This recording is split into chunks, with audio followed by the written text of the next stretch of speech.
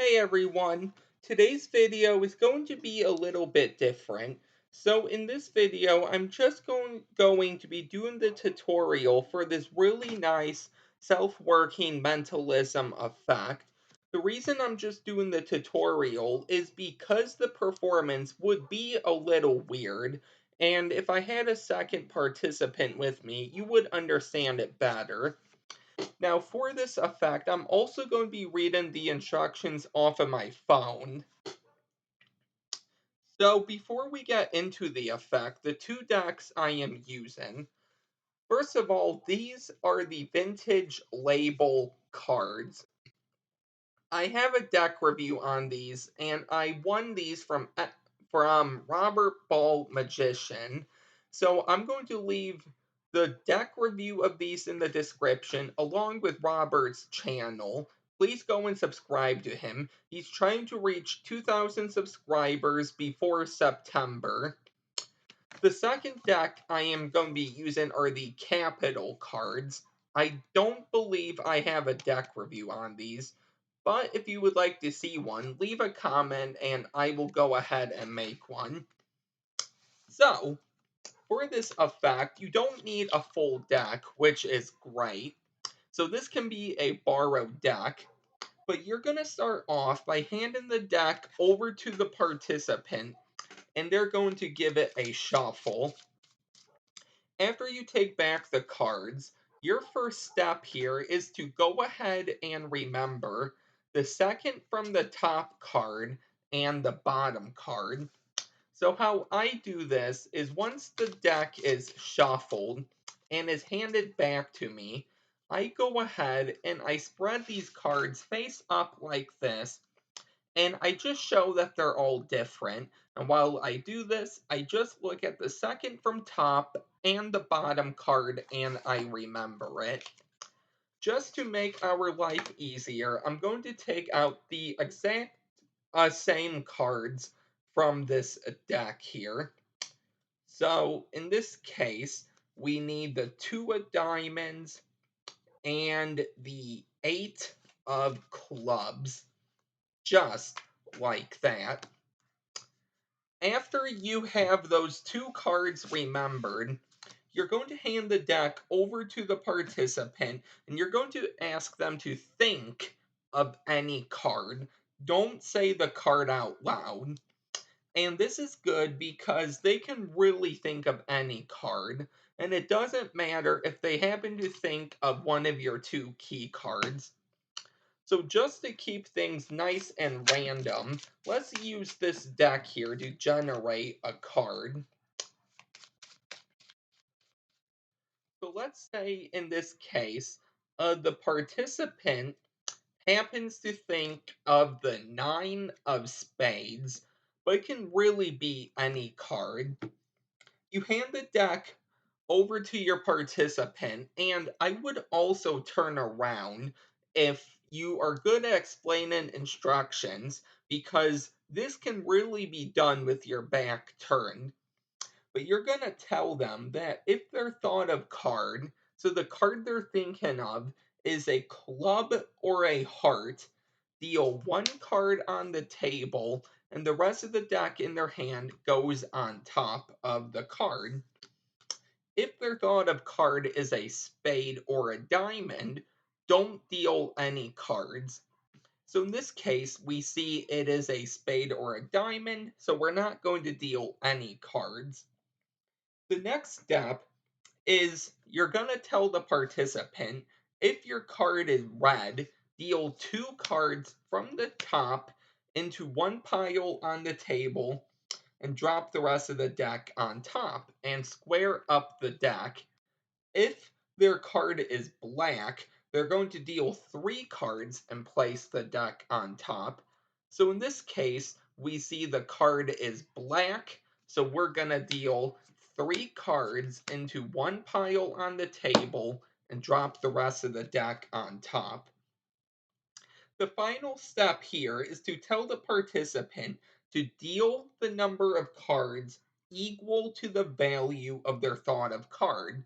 Once they have done that, drop the rest of the deck on top. And you also want to remind them because they may not know either, and it is good to just remind them. Aces are worth 1, jacks are 11, queens are 12, kings are 13. 2 through 10 is already the value assigned. We have a 9, we're going to deal 9 cards. 1, 2, 3, 4, 5, 6, 7, 8, 9. The rest of the deck on top. After you have done this, you're going to turn back around, facing the participant, take the deck back from them, and you're going to spread through the cards in your hands. Now, personally, I like to do it with the backs toward the participant, but I don't think it really matters. So what you're going to do is you're going to go and look for one of your 2 key cards. So just as a reminder, we have the 8 of clubs and the 2 of diamonds. You're going to look for the first key card you can see. So in this case, I think I just saw it, but here we go. So we see it is the 8 of clubs. You're now going to spread to your second key card. So we're going to spread through. And in this case, we see the 2 of diamonds. How many cards in between the 2 key cards, that's going to tell you what the suit of the card is. So, if there are 3 cards in between the 2 key cards, the suit of their card is a club. If there are 2 cards in between the key card, the suit is a heart. If there is 1 card in between the 2 key cards, it is a spade. And if there are no cards in between the 2 key cards, the suit is a diamond. So we see 1 card in between the 2 key cards. Therefore, we know that their card is a spade, which it is. Guess I'll leave that there. And finally, once you know the suit of the card, how you're going to determine the value is like this. So first of all, if their selection is a club or a heart, the exact number of cards before the first key card would be theirs. So if they had a 9 of hearts or a 9 of clubs, or really any club or heart, this many cards, okay, because here's the first key card we come across when we spread through. This many cards would be the number, okay? So it would be, if you see me reach over constantly, it's because my phone wants to the screen wants to go black, and I'm trying to keep the screen open. So in this case, it would be 1, 2, 3, 4, 5, 6, 7, 8, 9, 10. That means they would have a 10 of clubs or a 10 of hearts.